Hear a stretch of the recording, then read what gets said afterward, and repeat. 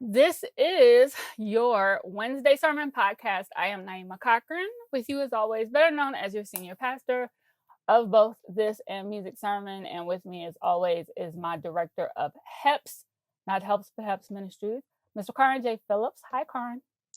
I don't understand people anymore. Wait, goddamn, you're not even gonna say No, hello? because Can I shout your Purple Rain shirt real quick though? no, we gonna As get you to the forget. good stuff early. We gotta talk about these dumbass girls on the internet. Oh I boy. can't I heard that most recent one is a troll, but it's stupid even to be a don't I troll. don't I don't Come on out with I it, have boo. no What you got on your sympathy mind? for Gorilla Glue Girl. Her name is Tessica Brown, We but need to okay. stop calling her a girl. According to reports, she's 40 She's years a old. grown woman. Yeah. Well, we can call her Tessica Brown. That's her name. I don't I Continue. don't We're gonna I'm get there. working. Hold that. I'm trying to work on stuff, and this is testing everything I'm I know. working on. So hold that. Hold everything you're about to say. Hold the thought. Okay. Literally, like Um the dumbest shit that has happened it is the in, dumbest shit. in a It is 5 year actually the dumbest shit. span of completely dumb shit. It's really stupid. But as somebody No. You start defending this as woman, I'm hanging a up. I'm black woman, walking no, no, off no, the no, scene. no, no, no, no, no. I'm not gonna defend her, but I have empathy Okay. for her All right. because I know what it's like to do something This is stupid the to your hair and then problem. feel like it This and is then the be problem. mad. Okay, how old were you? You did something But stupid. it's stupid. But it's stupid. No, the last bad mistake I made with my hair was just 2 years ago. It was unknowing though, but it was still I should What have did known you better do moment. though? It was when I went to a Dominican salon that I wasn't familiar with to get a blowout, and they snuck relaxer in my conditioner. So I had to spend. I mean, you can't tell now, but like the curl pattern that I sometimes have on here, it took me 2 years to get that curl Mhm. pattern back because my hair was completely Okay. virgin and it had no curl, no nothing. It would just hang straight. So for a little while, I was really scared that like that was Okay. it. Like I wasn't gonna be able to restore my hair. That is like going to a But I new should have known better barber because and yeah, then they're messing up your hairline. Those things happen. You did yes. willfully go to a hardware store We don't know that she went to hardware store, but I hear your and point. say, I'm going to buy this shit that they put together table chairs with. I'm going to buy a Okay, substance that Jesus and the fellow so carpenters let's in biblical not times Jesus. would have loved to use and say, I'm going to slick down my edges. So let's back up. Let's back up for in case people at home somehow, I don't know how, because I think even the New York Times covered this shit, don't know about Tessica Brown. So was it just last week? I think it was just last week or last weekend. A woman who at the time I thought was young. I thought she had to be in her 20s, but apparently she's 40. Posted on TikTok with a slick down Do ponytail you with a know why you braid, thought she right? was 20? She looked young, but also that was really No, stupid. that's not why. You know why you thought she was in her 20s? There's no What? grown ass woman put them big ass, dumb ass eyelashes on their face. So this woman Tessica Brown from Louisiana posted on TikTok about this, DIY at home slick down ponytail that she had. Now, for those who are not black, one of the first things I need you to understand is that sometimes, not just any woman with a ponytail, but when you see a woman sometimes with a ponytail that has a really long braid attached to it, that's what we call an install. That means that it's not just her hair, there's weave attached to it. And whatever she's put on to put that ponytail back is actually meant to last probably like up to a week, right? It's not meant to be washed out the next day. It's not an automatic style. Like it takes some time to do it properly. It's meant to last for a while. So there is a hairspray or a hair line called Got to Be that people use. That's very strong, super strong hold. People use it for these kind of holding styles to apply wigs. It's a very strong gel, right? Or spray. So this woman was saying that she ran out of Got to Be And so the way she phrased it was, so I decided to use this instead. And she held up a can of Gorilla Glue adhesive spray.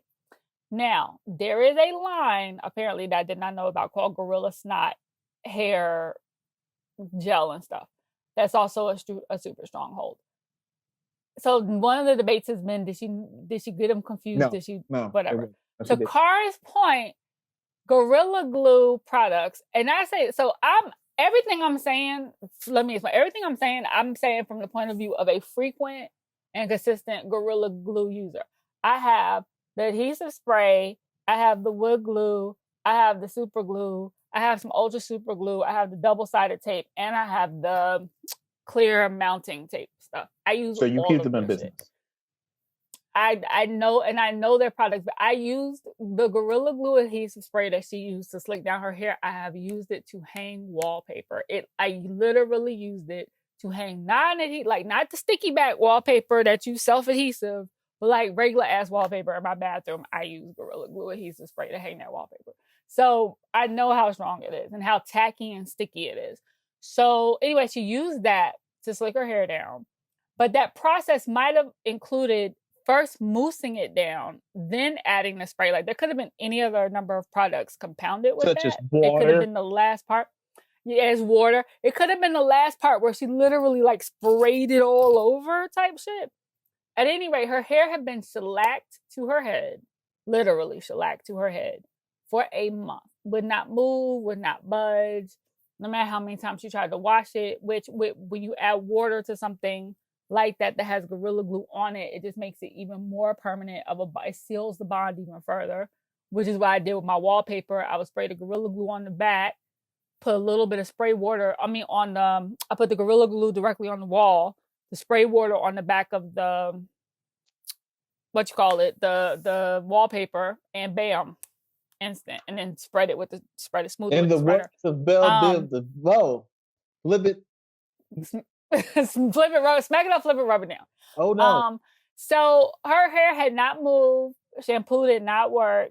We weren't sure at the time what else she used. This clip quickly went viral. So of course then everybody and their mama got suggestions for her, all kinds of stuff. Because at the time, she would not even have been able to razor it off because there was literally nothing for the razor to grip. Because it was like she had a plastic mask on, right? And then something on her head, plastic cap on her head. Stop. You skipped over one of the most important issues of this. What? Why did you take your ass on the internet?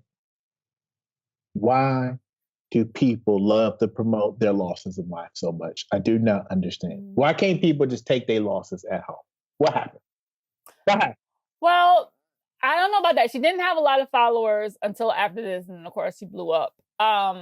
So and some people were like she came to the internet for advice, but she didn't actually ask for advice. It was more of a cautionary tale.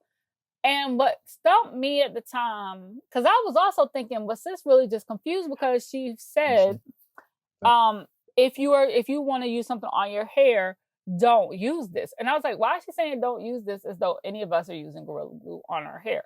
Which led to people saying that she might have gotten confused. But now I will say here, there are some issues with people who do hair and stuff at home using things that are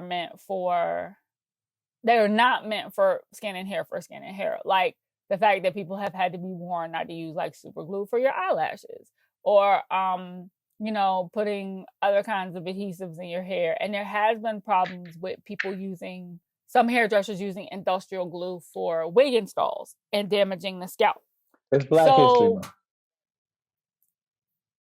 And Black hair is part of Black History Month. But why we gotta do this stupidity? Did she wait to March? Saying.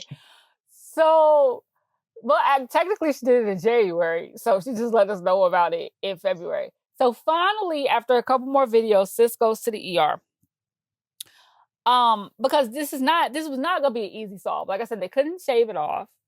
And what she was gonna have to do was something to lift it up enough so that a razor could get under there or something else could happen. But that wasn't gonna be like, let me put oil on my head with a cap on it for one day. It was gonna be like every day she was gonna need to do like an oil treatment or she's gonna need to do like acetone every day, and then a rinse, and then sleep with a cap with some oil on her head. And also her scalp was already in pain because her hair had been like that for a month. I don't realize why. And during a month, that new growth is growing under that glue. Like her scalp is gonna be so fucked up. Poor baby. Like, have you ever seen one of those videos where somebody got their wig installed wrong and left it in too long, or left weave glued in too long, and when they finally take it off, have you ever seen one of those?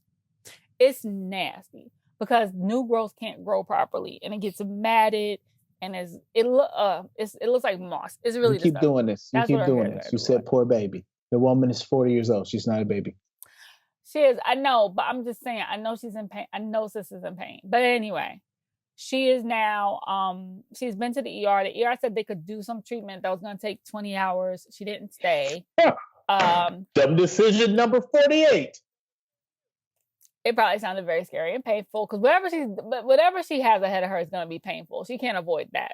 There's no way, unless you want to take some numbing cream and slather it over. But even still, there's no way to avoid it. It's going to be painful. She also apparently is trying to save her hair, and that is futile. That's out the door. That's out the door. And I think that's informing her decisions too. She'll realize. So the latest thing, though, is that Twitter is arguing. There were some pictures today of her process today that were posted. Okay, I need to go look. Twitter is arguing because the Gorilla Glue can on the front and the back. So for one, it says multi-purpose on the front, but under that it says like cardboard, wood, paper, plastic. Like, you know what I mean? Like it has industrial materials. On the front it says skin irritant, eye irritant. On the back it says do not use on skin and eyes, on hair. On skin, it does say hair, skin, eyes, clothes. It says that inhaling too much of the vapors can be lethal or harmful. And I'm paraphrasing. It also says that, you need to turn pilot lights and all that other stuff off because it could explode. But basically it's a very fair, it has like poison control, it has an emergency number, what to do if you get it on skin, on this, on that. And like I said, from personal use with that spray adhesive, I either have to wear latex gloves with it, or like, the thin gloves with it, or I have to wash my hands every few minutes and use like a nail brush to actually scrub the adhesive off my hands. It's that sticky. So my thing was just kind of like, how did you not feel from like the first brush that like, oh shit, this doesn't need to be in my hair? Anyway, that said, now Twitter is arguing that she should sue. And I'm like, sue for what? Like, she admittedly used it because she's since told the radio show she knew what it was and she thought she could just wash it out. So you admittedly used it outside of its intended use. Admittedly, you left it in for a month. You still didn't go seek emergency treatment for like a couple of days after you went viral. And the argument people are making, which apparently she's being advised to make, is that it doesn't specifically say hair.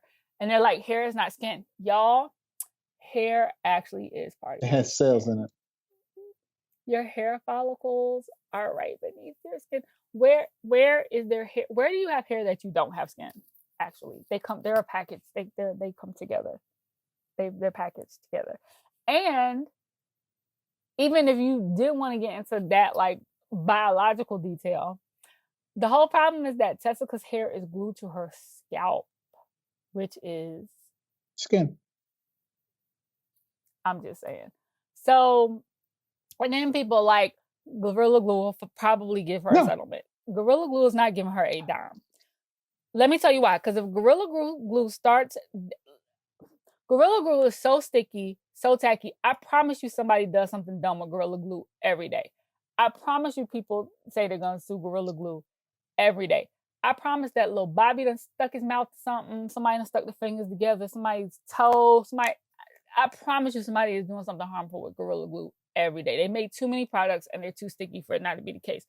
They probably have one person in-house who just does this shit, right?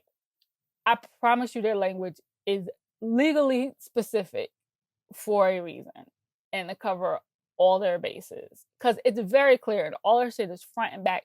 It ain't no 2-point minuscule, You gotta search for it. No, this shit is there. It's very visible. It was visible in the video when she showed the can on the video. Like, so they're not gonna give. They released a statement that was basically like, we're aware of it.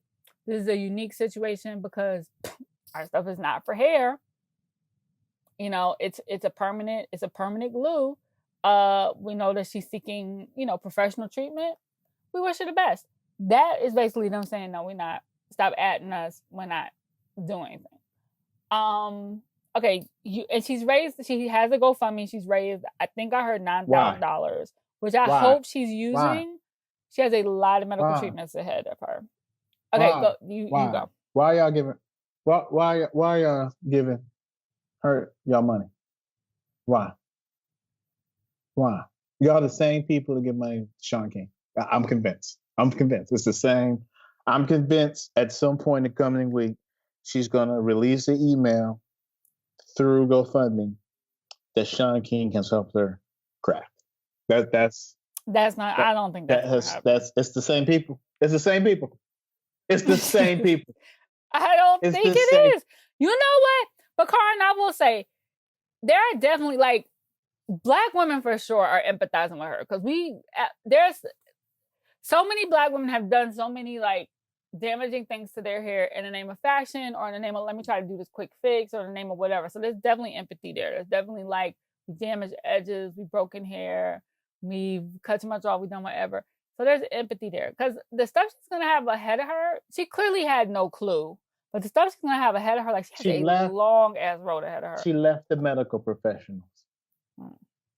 She left them. Mm-hmm. The people who could help her, she said, "Nah, I'm good." So she put this bullshit in her hair. She got on the internet and told us about it when we didn't need to know. She went to the medical professional. She told them, "Nah, I'm good." Now she's getting advice to sue somebody for a suit that would never happen. And now she's like, can y'all please unhelp me do the dumb shit that I willingly did and then willingly told you about after I willingly walked out from the healthcare professionals. So again, why are y'all doing this? Empathy. Again, empathy. And, here's what I will say. The act itself is stupid. I don't know anything about that woman, but the act itself is stupid. But I'm also not going to say I haven't done anything. Like, I still have moments now, Karin, where I have to pause in the middle of doing something and be like, Naima, this could go really left. And you should maybe not do it. So, like, for example. Naima, you put some Gorilla Glue in your hair? No. But I will do shit like stand on top of something to try to balance instead of going and get the ladder knowing I could break my neck. You know what I mean? Like that type of shit. Which I know better. Like I know better. I know it's not safe. I know I probably shouldn't do it. I don't really play with my skin and hair though. I don't do that. You called me from the hospital. Talk about you was trying to fix your ceiling fan because you was standing on a church folding chair in thigh-high boots. I'm gonna hang up on you. I'm telling you right now to your face. Don't call me. Right. I'm gonna hang up on you. But see, I would do some shit like that. Me, and they're like, when the new episode of Wednesday service come out, I'll be like, when Naima dumbass come back from the hospital. No, but I would do some shit like that. I would be the bitch who would put like the folding. I wouldn't do it in the thigh-high boots, but I would put like the folding chair on top of the bed and stand on top of them together like that. I would do that. I would do that dumb shit. I would because I'd be like, it's just quick and let me go ahead and just do this real quick. Don't put me down to emergency contact. But as I have gotten older, I have caught myself in those moments saying, if this went wrong, what would it be? You know how like in Final Destination they have the flash of what could happen? I have those flashes. Been driven behind a truck that's transporting tree logs since that movie came out. So I have those flashes in my head, and I'd be like, okay, that probably won't happen, but in case it does happen, maybe let's not do this. I don't understand. Most of the injuries over the course of my life have been due to some shit I could probably not have done. But Tessica, I mean, listen, I am praying for her because that's about to be a painful role, and Sis's hair is about to be gone, and her scalp is about to be burned, and that shit was in her head for a month, B. I have no idea how much damage was done to her scalp. That's gonna hurt for a really long time. She's got a lot. She's got a long road ahead. She has a really long road ahead, and it probably won't be comfortable for her to wear wigs for a while. Like she has a long road ahead. But now people are trolling with mimicking Gorilla Glue foolishness. Yes. And one of the ones you sent me was this woman who apparently it's fake, spoofed using Gorilla Tape to do a bikini wax, and then posted a video. I think it would have been a Brazilian. You know, if you're gonna be dumb, go all the way The dumb. only reason the only reason I don't know is because she's like in a room fully clothed with some other people around her, and it seems like she just did it. And I didn't know bikini wax. I mean, it could whatever. Oh, in the general vaginal area, bikini, Brazilian, but she posted you can still get bikini wax. They still do those. They still do those. That was all or nothing. Nope, they definitely still do bikini. You can opt for any number of degrees of hair removal. So you're there. Just get it done. Just get it done. That's easy to say when you not the motherfucker that has to do the shit. Listen, I'm just saying. I understand. There's one spot. It's the last rip, and it's the most important one, and that shit is so painful. Granted, it's quick, but ooh. I understand, man. That I request a thing that causes a feeling that I will never understand. But it's also why I show hours of appreciation for the act and sacrifice. You like the words I use there? Fair enough. Like the words Fair enough. It's why I worship at the altar. So there so anyway, cover me in the blood, Jesus. Oh Lord, have mercy, God. We're not gonna do that. We're not gonna do that. We're not gonna do that. Rain down on me. Are you done yet? You got one more? I got some more. Just hold. I got some more. So Silver and gold. I'd rather so fame or fortune. We going to hell. Y'all be in prayer so that Karn doesn't damn my soul to hell because he's playing. Listen. You got. I feel like there's one more. You good? Okay. So she posted a video that said y'all help, and it's her on the floor. Her friend, like she's like squatting on the floor. She has on a skirt. She's like waving. Like pouring milk on it. It looks I can't tell if it was milk or water, but her friend is pouring either milk or water on her coochie. On the box. The woman is fanning and crying at the same time. So I had questions like, why are y'all taping this instead of taking her to the emergency room? Like, I was like, was it a dare? Because she had posted earlier. Like, that should be our new segment. You know what? Why are y'all taping this? You're right. Every week there's something that somebody like, dumbass puts on the internet, and it's like, why is y'all first reaction to tape this?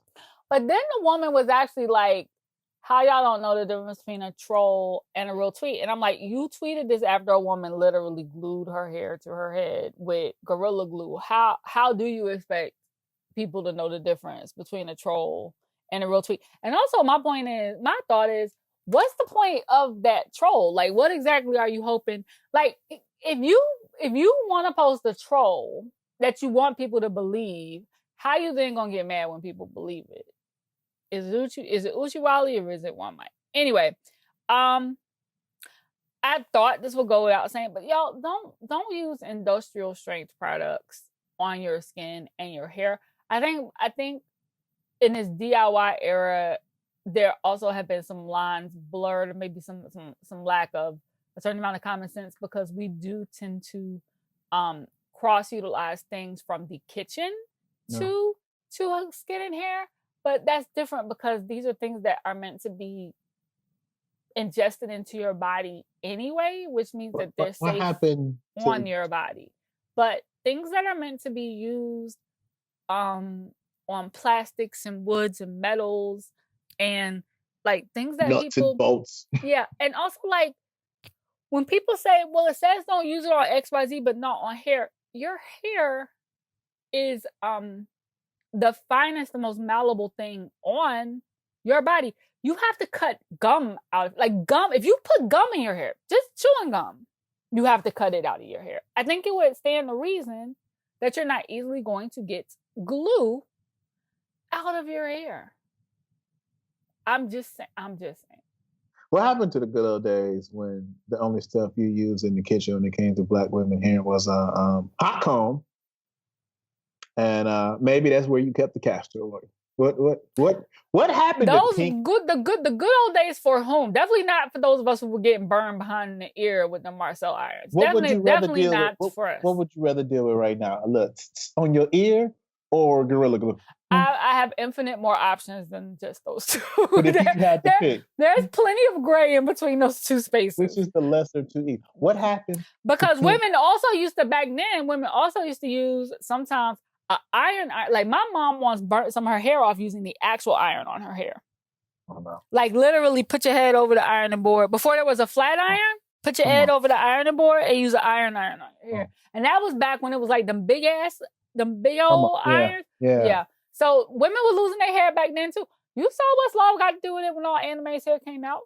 Come on now. Like, what happened to Luster's pink oil moisturizer? What?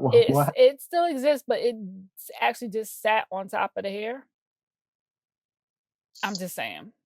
We've come a long way. We actually have come a long way, which is why you do not need to use Gorilla Glue in your hair. Like, we all know not to use crazy glue on our skin, hair, and nails. I feel like, why would you think Gorilla Glue is any different? Because it's in a spray bottle? Okay, we spent too much time on this now. All right, moving on. No. Our next topic involves... Well, wait, we haven't even said hello to the people. You ain't said hello to the people No, yet. we do the hellos at the end. Oh, Jesus Christ. We got too many shots to get off. Okay.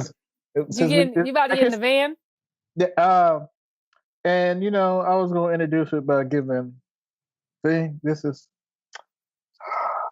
Take a breath. I knew. Karn is so fed up today. I'm so fed up with so much shit right now. Sonny, the voice of Black America.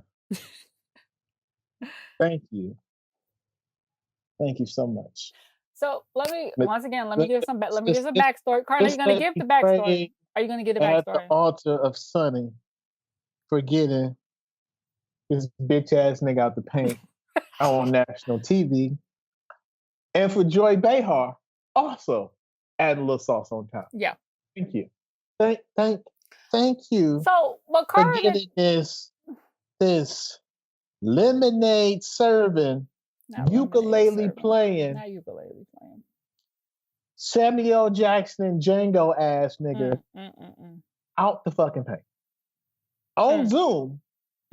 So when you doing these interviews, there's a delay.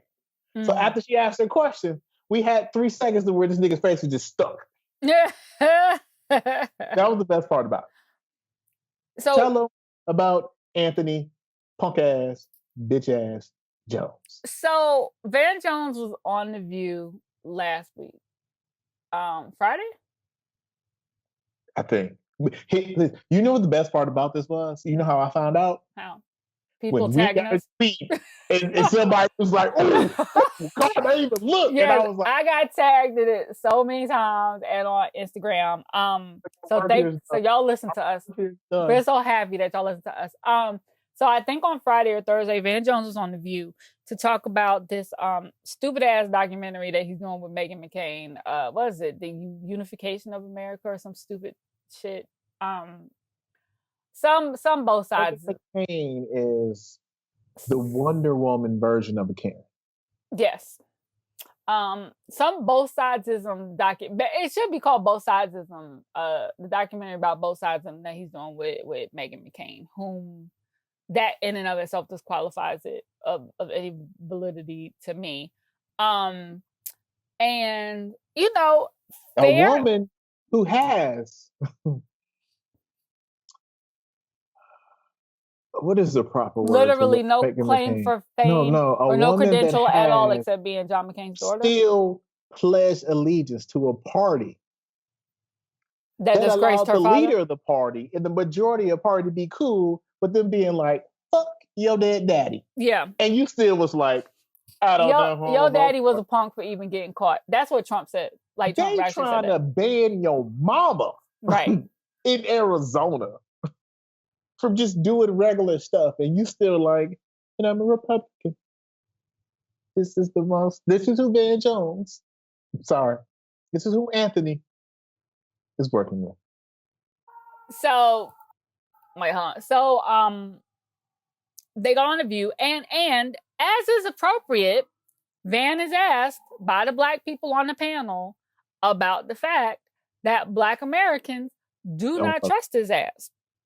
You know, and they ask him about, you know, accusations about him flip-flopping and being an opportunist, and about his relationships in the Trump family. We got the As pictures. they should have. It is a entertainment, you know, news show, but these are journalists sitting at the table, right? Like, The View was started by one of the foremost journalists in America, even though she's not, even though she's not on the show anymore. You know, shout out to Barbara Walters. Let's remember where The View came. And matter of fact, in the beginning, The View was three journalists, three journalists, a lawyer, and Joy. Right. So it actually was more news than entertainment. Right. It was Barbara. It was Meredith. It was Barbara, Meredith, Lisa Ling, and Joy and Star. And even Star for your ass. Yeah, and even Star was a legal commentator, right? Or a legal correspondent. Yeah, a legal correspondent. So Joy was the outlier in the beginning. So if you want to, I mean, I know since then The View has gone through all these, you know, evolutions and iterations, but at its core, there is always supposed to be a hard news component, at least one hard news representative at the table, always. And it used to be that the journalist was always the anchor. Now Whoopi's the anchor, but it used to be before that the journalist was always the anchor. Right. So, so with that said, like, it should have been expected of Van, who is employed by CNN, which is also at this point entertainment news and not just news, that there should have been some actual questions given to him. And producers have said that he was told he was going to be asked these things. Apparently he had a problem with Sonny's tone, whatever the fuck that means. I guess he expected softballs, you know. But yeah, they called his ass to the carpet, and he was stuttering and stumbling. Because what can you really say? And because he's never really challenged on these things. So good for them, and good for y'all for tagging us. Listen, I feel like the scales are falling away from people's eyes when it comes to Van a little bit more each day, and that makes me very happy. Because Van Jones surrounds himself with Black people who don't understand politics. Well, he doesn't surround himself with Black people at all. That's the first thing. No, but the Black people he does, yes, don't understand it. Like, someone will be like, well, what about that nonprofit thing he's got with Jay-Z and Meek Mill? Exactly. Look who the other two Black people are in it. They don't know what the fuck they talking about. And so when he's working with these white people, they're like, oh, perfect front man we can use. Well, I've actually been told by a very trusted source who works in the organization space that Van isn't trusted by the larger organizations and by people who really work in the activist and organization space. They see that he waffles too much. He doesn't say. I mean, I think the most consistent thing he toes the line on is criminal justice reform to a point, right? To a point. And that's only been for the past 4 years, really. So, because when he was in the Obama White House, he was working on green initiatives. And then at another point, he was working on tech initiatives. So yeah, he talks an okay game. It's not even really a good game. So whatever the trending topic is in that administration, he's a kite. He just be over here. The wind goes. The man's a kite. The man's a windmill. But I think people are starting to see it. that would be my greatest hope, is that we are moving out of the age of motherfuckers just being able to platform off of bullshit, off of like just whatever's popping at the time. Like, it's been way too easy, I feel like, for the past few years for people to be able to latch on to like just a little niche area of vocalization and build a whole thing around it without any substance. You know what the saddest part is about this? What? I'm just gonna do it. I'm gonna go there. Uh-oh. I saw retweets on my timeline of someone who was tweeting in support of Van and retweeting people who were releasing tweets of support of Van. And guess who it was? Who was it? The person you called me the most about, because they have hitched their name with Sean King. Oh, Lee. Stacey Lee Merritt. Well, of course they're all gonna be in league together because it's the same shit. Same shit. Birds, feathers, etc. Two sides of Morehouse. Jesus, it's two sides. Because this is getting ridiculous. Birds, feathers, etc. Anytime you find yourself siding with Van Jones and white ass Sean King, yeah, you really gotta reconsider. You gotta look yourself in the mirror and ask yourself some questions. You gotta reconsider your take on a bunch of things. You gotta reconsider your philosophy on some shit. You gotta reconsider your philosophy on life. You gotta reconsider your philosophy on life. I want to. Last week we were going to talk about the fact that the Super Bowl was coming, and we forgot because we got the whatever. I don't even remember what the hell got us off on a tangent last week. About people laughing. Yes, it was that.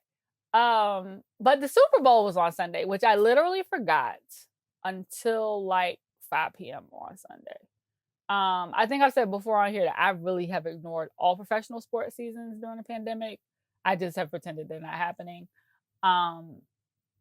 So, you know, I know you watched, it was the Brady Bowl again, which, I mean, shouldn't there come a point at which folks are just like, Tom Brady can't play in the Super Bowl anymore? But anyway, talk to me about the Super Bowl, but more importantly, talk to me about, the Weeknd and halftime performance. Those are two things. Those are two really good talking points. Okay. That I'm experts on. One. Perfect. Let's talk about my white savior, white Jesus, Tom Brady. This is what you're not gonna do. We're not gonna sit here and talk about Karen. We are not gonna talk about. I have to explain. We're not gonna talk about how bullshit Sean King is, and then you come and praise the poster boy of white oppressive bullshit. He's literally like the Ken doll of racist. Okay, go ahead. Not that he himself is racist, but he represents everything. I mean, he is a Trump supporter, but go ahead. We do not know that either. I think we do. I think we know that. I'm pretty sure we know that. I didn't know you did this for a living. I'm pretty sure he said. Did he not say that? I'm pretty sure he said that. Did not. Okay. Here's the thing about Tom Brady that people don't realize. I'm a personal fan. I'll always be a fan because like that has been my quarterback since he got the starting job at Michigan in 1998. Showed up in Ann Arbor in the 95 recruiting class, Charles Woodson, who became a Hall of Famer this past weekend as well. I am also one of the very few Black Patriots fans on earth, not from the Boston area. And for someone who writes about sports and race for a living, people can never understand that. And I'm like, look, I'm not saying that we ain't dirty, that we don't cheat sometimes.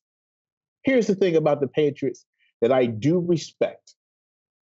From Robert Kraft, the owner, getting caught at the Rub and Tug massage gallery on his way to kiki with Trump, to Bill Belichick saying he was cool with Trump back in the day and they've been good, even though he turned down the medal.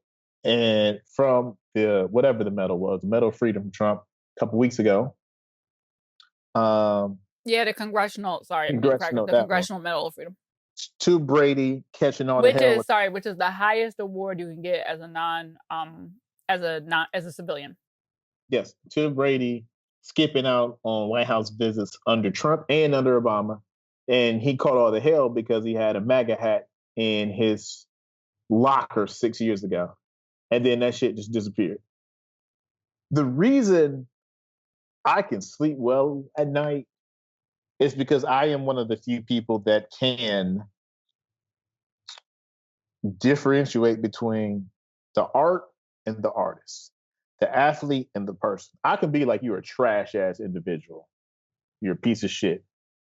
But when you do your job, whatever you do, I can highly appreciate and cheer for that. A lot of people can't. And I respect that. So if you can't do that, I get it. I'm not gonna throw it in your I'm not face. mad at that, but you ain't gotta call him White Jesus. That's what No, we I don't have call to. him White Jesus because that's my funny nickname for him because of how my white counterparts in the media put him on a pedestal. So I'm just like, yeah, he White Jesus. I do it as like a parody, as a mocking thing. But here's the thing about the Patriots. At least I know the Patriots ain't shit. It's like back in the day, how we would always say, and we talked about this on Lovecraft Country when we did reviews of that. Back in the day, if you asked Black people of a certain age, it was easier to live in the South because the racism was overt. You knew where to go. You had a green book. You stayed on that side of town. They left you alone if you was in your area. When it was the Great Migration and people wanted to go to Boston and New York and Chicago and Detroit, where the racism was coded and it was hidden, that's when everybody got hit on the side of the face. Because when Martin Luther King came up to Chicago to march, that's when he got hit with a brick. It wasn't in Montgomery, wasn't in Selma, wasn't in Atlanta. Right. It was in Chicago when they hit him upside with a brick. And he was even like, yo, when they set up shop here in Chicago for a couple months, he was like, yo, it's worse up here than it is down there. Because at least down there, I know where it's coming from. I tell people that all the time. I got to leave my head on the swivel. And I'm like, with the Patriots, I know what they are. These other NFL teams and their owners, just because they cutting their checks, you think they care about Black people? Let's talk about the Detroit Lions from the state of Michigan, where I'm from. Let's talk about the former owner going into the locker room, Martha Ford, and telling the players, yo, if y'all stop kneeling, I will give however many million y'all want to whatever charity. Please to get up. She's literally on the record for trying to bribe players.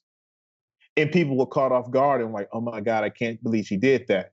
And I'll be like, yes, you trying to get mad at me for cheering for a team that's really good on the field, but I know that their ownership ain't shit. So I can live with that because I know where their ties lie. But I'm like, you out here getting blindsided because you thought you were cheering for one of the good NFL franchises, coming to find out that they give less shits than anybody on earth. Because I have been to these owner meetings. I have sat on the front row.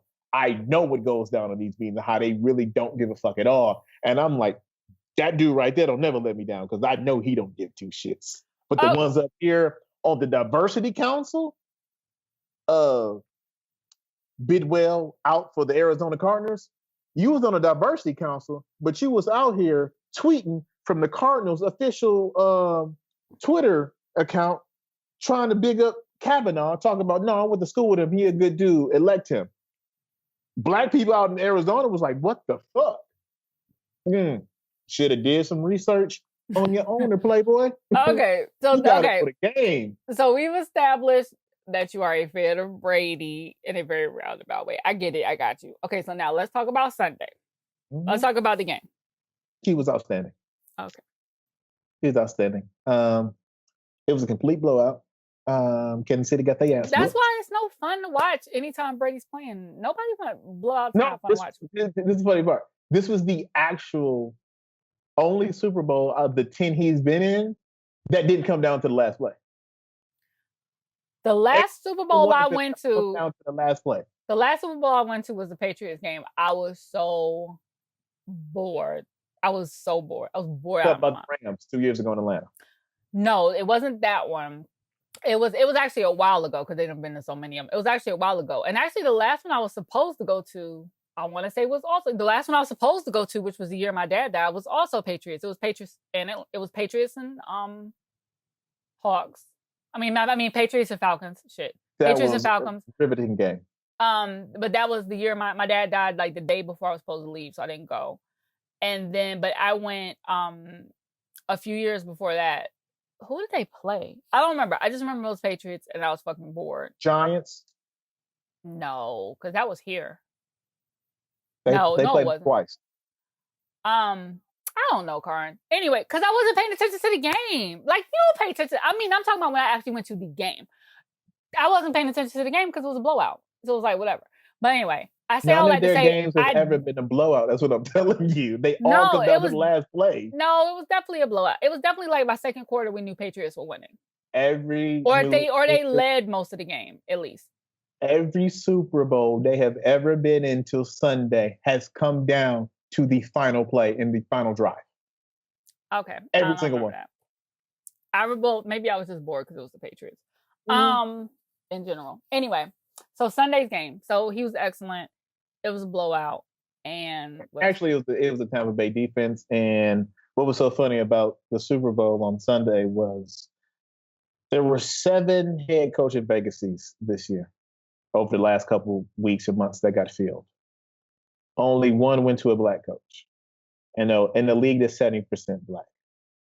One went to an African-American coach, I should say.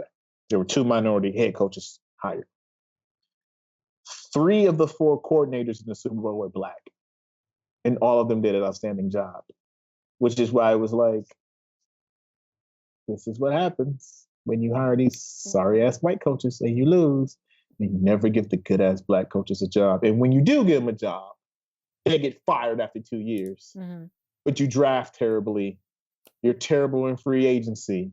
And they have nothing to work with. That's the NFL. That's the league. And right. That's why it is a league that they had the audacity to show a commercial during the Super Bowl talking about the $250 million they have committed to combating systemic racism. Oh, I'm ignoring that. Wow. Also, continually... And people were kneeling in the commercial, right? Continue to blackball Colin Kaepernick, right? Which is a form of systemic racism. And they weren't they kneeling in the commercial? I just remember looking up and seeing the last part, like we had pledged $250 million, but I was like, Cap not in the league though. Roger Goodell will do everything except say he was wrong about Colin Kaepernick. He said it. He said he was wrong. He said he was wrong. Yes. He said it multiple times. Then why are there still black people? The issue is he hasn't corrected the wrong. Right. That's what I don't understand. If you actually said you were wrong, why is he still not able to play? Why was it such a hassle when it finally looked like he was getting a workout, when it looked like that shit was a setup? Anyway, whatever. Tell me about the weekend. Tell me about no. What did the stands look like? Like, were people there? What did they do? Were people in the boxes? It looked like it was full because it had all these paper cutouts. Okay. But I believe there were 20,000 vaccinated healthcare workers. Okay. That were the fans. That makes sense. Okay. So it was safe from that standpoint. So they printed out what stadiums use, like what, 40,000, 50,000. So they print out like 40, 50,000 cutouts. Because for $100, if you send in the picture, they would put your cutout. Oh, that's very smart. That's very smart. That's actually very smart. And you still get revenue. Yeah. We had Abel Tesfaye. Yes. As the halftime entertainment. And I didn't have an issue with it because I'm an old school Weeknd fan. Like, I am a diehard House of Balloons, Thursday, Echoes of Silence, the original trilogy fan when we thought the Weeknd was a group. Right. And there weren't any photos for him for like almost a year. I am that kind of fan. So once he dropped the first album, he started going pop. He's so pop. He stopped doing like all the songs with Drake. Like, one song per album, The Weeknd will give you a House of Balloons type song. And every time he gets his heart broken, he'll give you like a 3, 4, 5 EP that feels like 2010 House of Balloons. So me as the original fan, I'm like, yo, I am so happy for this dude. Like if you would have told me in 2010 that dude would headline a Super Bowl, I'd be like, you fucking lie. I am happy for his success, but the old diehard fans like me, like we miss the old. I think if Frank Ocean hadn't decided to be so weird sometimes, like not to say Weeknd isn't equally talented. My biggest problem with the Weeknd is that he can't sing, and everybody keeps acting like he can sing. That motherfucker cannot sing. Like he's so warbly, but he's talented. But I feel like so much of where the Weeknd's been for the past couple of years was supposed to be Frank's space, except Frank became like Terrence. Frank became like Terrence Trent D'Arby or something. I don't know. He got too deep for his own good. But the thing that Frank was missing that the Weeknd has was international appeal. Mm-hmm. Like people forget that, like, no, the dude's Canadian, he's from Toronto. So when he blows up, he literally has 2 countries behind him. Right. So his success here was automatic international success being from Toronto. Then he came up with Drake, and it was just like he had automatic access to fans that a dude just from New Orleans was probably not going to get, no matter how good he was. Frank had a pretty wide reach, though. Now, yeah, Frank was the shit. But how far can you get? And you only had 2 albums. That's what I'm saying. If he hadn't stopped, if he had kept going and kept growing, the trajectory that he was on. The Nostalgia Ultra to the trajectory to the Orange, the Channel Orange, the trajectory Frank was on. Oh, Frank was going. Trust. I don't know if he would have hit Super Bowl. I will say this: I feel like it's an early time in a career to hit a Super Bowl headline, and I don't know if the Weeknd would have got that shot in a non-pandemic year. You know what I'm saying? Super Bowl is the biggest. No, he definitely would have got the shot. You think so? Because he's got something going for him that other artists don't. One, he has massive pop and global hits. Mm. And 2, he is someone that is viewed and is anti-political. So when he got the Super Bowl, I was like, that makes sense. That's not a dude that's going to push against. But there are other. Be like, no, I'm not doing that. How the NFL but there are other artists. There are other artists who fill that criteria. And the other thing about the Super Bowl headline gig, but keep in mind, the other thing about the Super Bowl headline gig you have to remember is that it is not based on current hits. You do not have to be an artist with current stuff out in order to headline the Super Bowl. You can be legacy. You can be so there is a certain amount of depth in your career that's expected. Especially since they went back. I mean, granted, Rock Nation being involved, I'm sure has something to do with choosing the Weeknd, but it's because you have to be able to fill that time. And he's got 11 years. Huh? He's got 11. He's been on an 11-year run. I understand he has an 11-year run, but you think about artists who usually take the field. They usually actually have more time than that.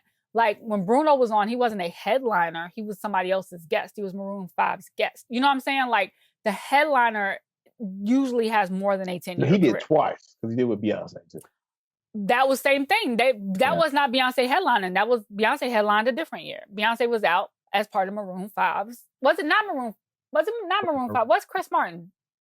Maroon 5? Coldplay. It's Cole, you know, the white boy. Maroon 5 was 2018. But Bruno and Beyonce were part of Coldplay's thing. So usually it is, maybe when Gaga did it, she might have only been 11 years deep. That's very possible. So I'll say that. But I'm just saying that I think I saw a lot of people saying that the performance was weird. You obviously liked it. It wasn't that I didn't like it. I didn't have a problem. Like, I was like, yeah, that's people who didn't like it. I was just like, all right, those people weren't gonna like it anyway because they don't like the Weeknd. But do you think it met the standards for, again, Super Bowl halftime is the biggest televised performance you Yeah. can get. It's the biggest audience you can reach. It I meets think that. he gave the best show he could have gave. Like, he's not gonna dance. Mm-hmm. He's not a strong singer. So was it worthy He of makes good songs. was it worthy of Super Bowl halftime? Yes. Okay. And I say that because I'm like, who now in 2021? The NFL has to realize, and I don't think people realize this. Before, we remember when getting the Super Bowl was, yo. It still is. It's not that anymore. No. Okay, I thought you do this for a living. I thought I'm the one who did this for a living, like you told me earlier. The Super Bowl is still the penultimate booking you can get. Karen, how are you gonna argue it? Which one of us actually works in this space? Are you kidding me right now? Listen, you work on the sports side. I work on the entertainment side. I know what you're saying about the music. The Super Bowl is still the ultimate booking you can get as a performer. It is the biggest. I was there, front seat, for the Maroon 5 debacle in 2019. As somebody and that who was shit changed. Okay, but I'm telling you from the other side, for a person who works with artists and artist careers, the Super Bowl is still the biggest booking you can get. Period. It is still a career. It still has the potential to be a career-changing booking. A catalog revitalizer is still the biggest impact on sales that you can have on your catalog. It's still all of those things. I'm just saying. I saw Maroon 5 get jammed up so bad they canceled their press conference the day before it's supposed to happen. Okay, but still, it's still a massive booking. Because also the Weeknd is, like you said, he's a pop artist. We're also further away from, even though we're still talking about Kaepernick, I didn't see anybody judging the Weeknd for taking this booking. Yeah, because that's what I was like. He is a guy. He's in that area where it's just like. But it's still a massive get. All right. So we're overtime, as we always are. One of the other things I wanted to mention before we go, is I want to say rest in peace to Mary Wilson, who's one of the co-founders of the Supremes. Oh, can we talk about that clip you posted? Yes, I'm going to get to that. So Mary Wilson, when people talk about the Supremes and the Supremes legacy, literally like the blueprint for girl groups. Without the Supremes, there is no Destiny's Child. Just watch Dreamgirls. Yeah, just watch Dreamgirls. If Diana Ross is to Beyonce what Mary Wilson is to Kelly Rowland. Except they cool. Right. Except Beyonce and Kelly are cool. Grew up in the same house. Right. Except Kelly and Beyonce are family. And literally nobody fucks with Diana Ross. So, when people talk about the Supremes, they talk about Diana because obviously she was the face, but Diana also left the group relatively early on. Mary Wilson was the longest running original member of the Supremes and kept the group going. And the co-founder. And the co-founder. Yep, and the co-founder from the Primates to Supremes and kept the group going even after Diana Ross left. And Mary Wilson. Which I'm not mad at Diana for dipping though. No, I mean, it was a plan. I'm out. It was a plan. I'm out. And is known to have been very warm, very gracious, funny. I just heard somebody just told me a story about meeting her a couple of years ago and the stories that she was telling about folks from back in the day.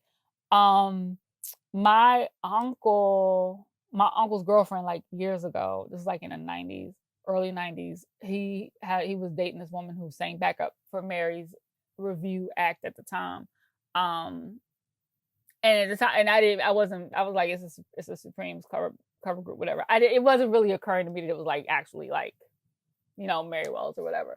But she also had lovely things to say about her. But anyway, I posted a clip today, which is my favorite Soul Train clip of all time. Damn.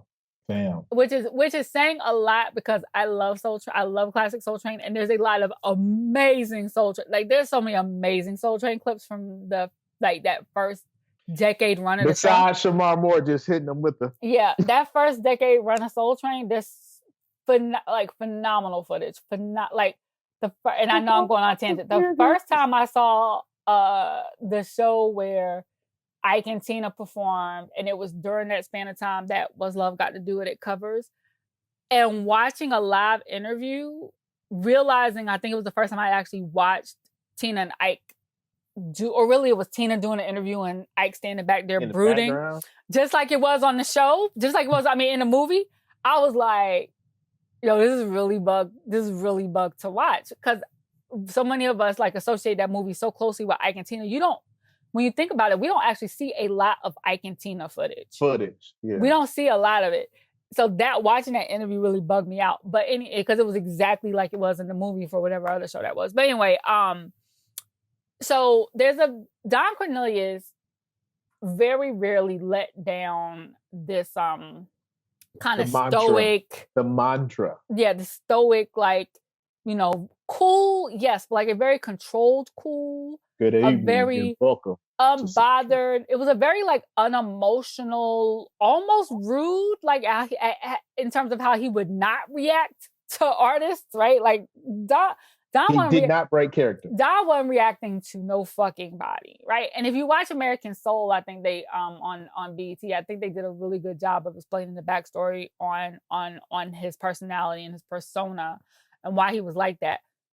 And part of that was Don himself never went down the Soul Train line as host. He did not. Where Shamar Moore used to dance and boogie and Don wasn't doing none of that shit. And he really didn't laugh. He really didn't do none of that shit until Mary Wells came on the show. And I have never seen an artist bring Don out of character and be regular ass Don. Right? He went into player mode so quick. Mode. Quick. With Mary. And he said, whatever you want, we can make happen. If you want to dance. And then she was like, well, can I dance with you, Don? He was like, oh, yeah. No, did you see what he pointed? He said, no, she gonna dance. With me. But then later he was like, yeah, I'll dance with you. Not on television, though. But his ass got on television. And it is the one and only time. I was trying to do a different dance. It was the one and only time Don Cornelius was on the Soul Train line was with Mary Wilson. And it was perfect because it was Fred Weasley and the JBs doing it to death. There is not a better song. Huh? He didn't go down the Soul Train line with Mary Wilson. He was digging down that mud. I was like, oh. Don got it in. And then went back and then came back with Florence Ballard and Cindy Birdsong, who were the other two members of the Supremes at the time, and damn near busted his ass because he was feeling good to him. He was trying to kick and shit. Like Don was getting it. But if y'all go to my Twitter or Instagram, I posted it on both. Watching him respond to her, because she was fine now. Mary was fine. This is the point I gotta bring up before we go. Yeah. Watching that clip today, I instantly got mad at Dreamgirls. And I was like, wait. Because she would have been the Anoki Noni Rose. No, Jennifer Hudson. No, that's not her. Jennifer Hudson was Florence Ballard. Listen. Jennifer Hudson was Florence Ballard. She was Mary was Anika Noni Rose. I love Anika Noni Rose. Mm-hmm. Love. But what I saw in that clip, mm-hmm. I was like, nah, man. Y'all have to do some better casting. that what I saw in that yellow, y'all. I needed somebody with some Rihanna energy that was gone. Yeah, that was right. She seduced the coolest man on earth on live TV. Right. Anika, they didn't do that right. They didn't. Somebody fucked up on their research. Well, we also do have to remember. I think in the original Broadway production, that character would have been. Well, it wasn't. I'm trying to think because wasn't Soror, and it wasn't. No, Cheryl was actually Dina. I know. And what's our girl? My girl with the body. My girl from Waiting to Exhale. Why can I never remember her name when I want it? She was Jared Carmichael's Effie. mama. Carmichael show. She was Effie. who's the third person? Let me look at that. And I know we gotta go. Uncle Clifford's grandma on You Pussy Family. stupid. Anyway, so yeah, I wanted to give a shout out to Mary Wilson because she deserves a lot more. Also, shout out to David Foster, who has all the money because he produced the original Dreamgirls Broadway album. I just want to give a shout out to Mary Wilson because she deserves more. She deserves to be mentioned more. And also, I want to mention that Berry Gordy, Diana Ross, and Smokey Robinson have outlived everybody from their era, except from there. Well, he was the baby though. Yeah, he's the baby. Is Otis still? Otis died finally, right? Is Otis still alive? We just know nobody came to see him. Nobody came to see him. I feel like Otis finally died. We just know nobody came to see him. When Barry, and this is no shots to Berry Gordy and Diana Ross, but when they pass, the books and the movies that are going to be made. Oh my God. Who shit. I hope they listen. No. I don't. Whenever Jennifer Holliday was Effie. Loretta Devine was in the Laurel, which is the Mary Wilson. And Loretta Devine back in the day, by the way, body of a goddess. Fire. Okay, I'm sorry. Go ahead. If whenever they do a Diana Ross movie, while she's still with us, or they got to do it when she's gone. If they're gonna do it right, it wasn't matter. This is what I want people to understand, because there's going to be some things that people learn and get upset with and don't like. Y'all, this was like she was the first. Like she had to do some shady shit in order to get there. That's a fair assessment. All these R&B ones that y'all love so much now, and they able to do what they cook the way they want to cook. It's because Diana had to be like, you know what? I'll be the asshole. So when y'all see Diana acting the way she act and be like, why is she still putting on like that? It's because she can. And she's earned it. She's Diana. She can. And she's the boss. She's the boss. And also, she gave us Tracy Ellis Ross. And if you give us Tracy Ellis Ross, you can do whatever the fuck you want to do. As far as I'm concerned. Fair enough. All right. On that note, well, no, let me bring it back because we can't end on Diana Ross, but the whole point was Mary Wilson. Rest in peace to Mary Wilson. That's half the problem now. That's half the goddamn problem. Rest in peace to Mary Wilson. She probably in her like this bitch. Rest in peace to Mary Wilson. You stole my segment. You deserve your flowers. And like y'all, if y'all don't know much about her, again, her solo career wasn't as big as her career as part of Supremes, but she herself was fire. So on that note, we do recognize, even though we never fucking said hey to y'all, well, Karin didn't. Please remember, you can catch up with all the Count the Dings shows on the Count the Dings feed on any platform where you listen to podcasts. But we much prefer you watch us. If you go to YouTube, find Count the Dings. All of our programming is there, including us. So if you're listening to this right now, you need to turn it off and go watch it. Even though Karin didn't show us his Purple Rain shirt that he has on right now. Prince and the Revolution t-shirt. Oh, it's Prince and Revolution. See, all I could see was the P. I couldn't even see what you had on. Look, $10. Oh yeah, the Purple Rain shirt. Yeah. At Target. Y'all better not sleep. So shout out to Target. So yeah, you should be watching us and not listening to us. You should also be listening to or watching Crazy Sexy Cool, the BOMM Podcast, Woke Bros, and Growing Up the Same. And we recognize that you could be listening or watching anything in the world right now, and you chose to be with us. And we thank you, and we'll see you next week.